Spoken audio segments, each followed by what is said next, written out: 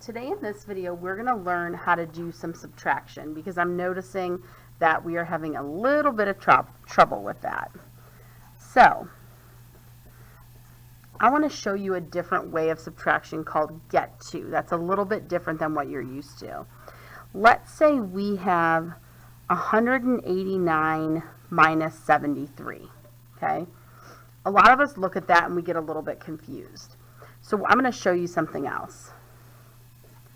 I want to say we have to start at 73 and get to 189. Okay, so we're actually going to use addition. So I'm going to add 10 here, and I know 73 plus 10 is 83. I'm going to add 10 more. I know 83 plus 10 is 93. I'm going to add 10 more. 93 plus 10 is 103. I'm just going to keep adding 10. 10 more gets me 113. 10 more gets me 123. I can do 20, and that would get me 143. I could do 20 more, and that would get me 163. I have to get to 189. So I'm going to add 20 more, and that gets me to 183.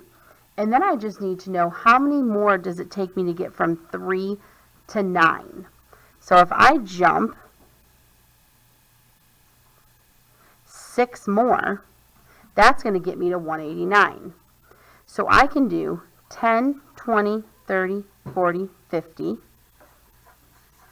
20, 40, 60, and 6, and take all those numbers and add them up.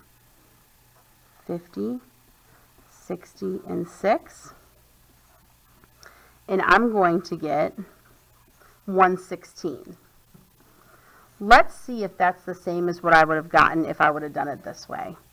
9 minus 3 is 6. 8 minus 7 is 1.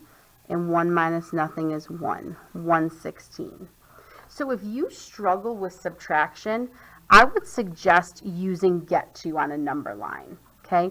And just jumping whatever amount you need to help you get to the other number. So you're really using addition instead of subtraction. I also want to go over how to borrow across zeros because that tends to confuse a lot of us. So if I have 100 minus 33, okay? Now, I can play get to with that. I'm at 33, and I need to get to 100. I can add 20, and that's going to give me 53. I can add 20 more. That's going to give me 73. I can add 20 more, and that's going to give me 93. I can add 2, and that's going to get me 95. And then just add 5 more to get me to 100. So I would have 20, 40, 60, 65, 66, 67. Okay? But if we want to know how to borrow across zeros, if you don't want to do this, let's talk about how we do that. I cannot do 0 minus 3. I cannot do 0 minus 3. So I cannot borrow from this 0, which means I have to jump over to this 1. This 1 becomes a 0, which turns this 0 into a 10. Now I can borrow from that 10 right here, which would make that a 9, making this a 10.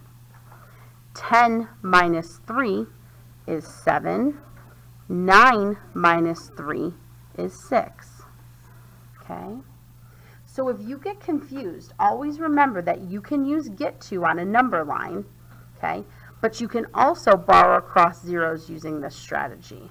All right, continue working on subtraction at home because I know some of us are struggling with it.